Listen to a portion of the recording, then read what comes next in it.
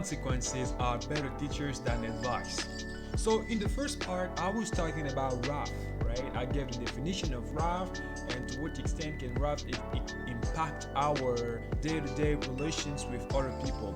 In this second part, you will see the consequences of wrath. I really hope that you will enjoy this video. Thank you.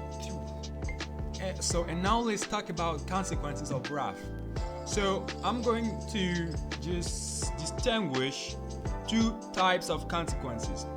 The first type is personal consequences. The second one is relational consequences. I'm not gonna be long, right? I'm just gonna be short so that you better understand, because I'm not here to just fill your mind with information to the point that you forget really the goal of this video.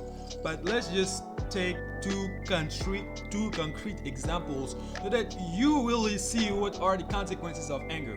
So talking about the first type, which is personal consequences, the first one is mental unrest, right? As I told you at the beginning of this video, sometimes when you insult someone or when you yell at that person, you feel guilty after. You don't sleep, and because you regret the decisions that you made under the control of wrath. So that's why even I was involved in that. You know, one day when I was younger, I regretted I fought with a girl. Now when I went back home, I couldn't really sleep because it was just that idea was taking over my mind. I let wrath control myself, and I said I was never going to do that again, right? And that's why I completely changed my vision. When I'm under the control of wrath, I isolate myself because I know that sometimes I can do shitty things that I will regret after, right? So the first thing that you have to know, that you gotta put in mind, is that this mental unrest will be provoked or will be due to the fact that you did something wrong that you still regret. And this we will try to avoid this. And the second one and the last one, because I'm not here to tell a lot of information so that you don't really get a message, is loss of self-control. This is one of the things that I don't really like to talk, that people don't really like to talk about, because when you lose control of yourself, you can do such horrible things that you will regret after. That's why when you are involved in that situation where wrath is telling you that you gotta do something, you gotta react, stay calm. Don't listen to that voice, because I'm telling you that after, you will be in that vicious cycle where you will just regret what you did, or you will just regret what you have done. Because being involved in that, the fact of regretting what you did is such a horrible thing, and I don't wish that to anyone. I cannot wish that to anyone. So when you lose control of yourself, you can just, things will come up, like pop up like that. Because if you are under the control of wrath, you are still telling people horrible things, hurtful things, or words that will hurt you. This is the problem.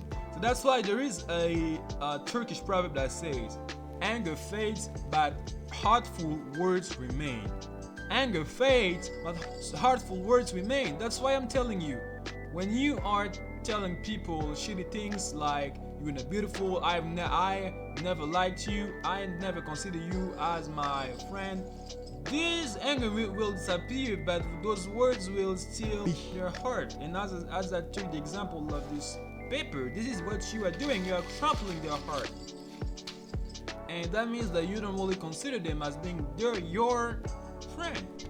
The second type is this is so common, because when you get controlled by wrath, the common consequence that happens to everyone is what we call by broken relationships. So I don't know, when you get out of shape, you will just break this slight rope that is connecting that person, your best friend, or even your friend and you. When you tell that person on a regular basis hurtful things, it's under the control of wrath, I'm telling you that this is one of the horrible things to do right now, because it will completely change the way this person is seeing you. Because I think the first injury can be healed, but scars will remain. This is the sad reality. When you let wrath control yourself, you will break your relationship, you will lose friend, and this is something that you should avoid. I'm telling you. The next consequence, or even this is kind of the same. This is conflict, because the matter is that other people, they cannot let themselves be stamped on, right? When you stamp on someone else ego, the fact of insulting that person, sometimes this hidden pride will get out and say, no, I'm not letting that person talk to me like that. I'm not letting that person talk to me that way, and he is going to fight with you. This was an unnecessary fight that was caused by you. So before you stamp on someone else's heart, be sure that this person is not going to overreact and just ruin your reputation or your fame. And be aware of that.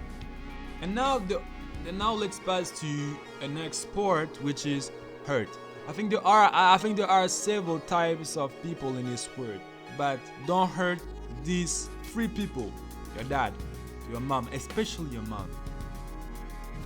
Your mom and your mom, your mom, I think don't hurt anyone. This is better. No, don't hurt anyone, but especially your mom. I'm telling you, if you try once, if you dare, you got the nerve to hurt your mom, man, you're being cursed. Man, girl, you are being cursed. You don't know what type of curse is coming to you, because your mom carried you for 9 months and you got nerve to insult your mama. Because of what? Because of rap. Because of what? Because of unnecessary reasons. I don't know, but don't ever think about the fact of insulting your mama, because you gotta honor your mama, right? Don't let this idea of hurting your mama go through your mind, because if you do that, you are opening the doors for curse to come, for demons to come in your life. Because when you're doing this, you are naysaying yourself. And especially this one person, your mama, your dad, but your mama especially. I think in general your parents, don't hurt your parents, because this is an act of ungratefulness, and nature has its way to give it back to you. Thank you. So you just watched this video. Really hope that you really appreciate it.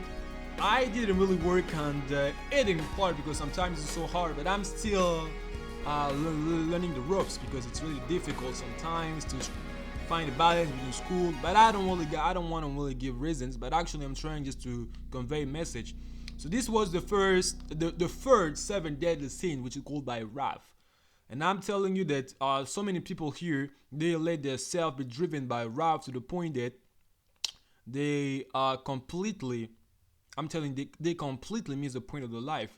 They are just, they don't really abide by some principles that are here, that were implemented. For example, the fact of insulting your mama, the fact of insulting your friends, or even your surroundings. I'm telling you that if you start doing so, you will fail. You will just open doors for you open doors for you will open doors for misfortune to come in your life.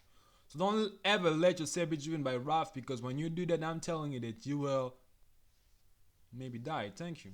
Don't forget to subscribe and share. The next video, you'll have this.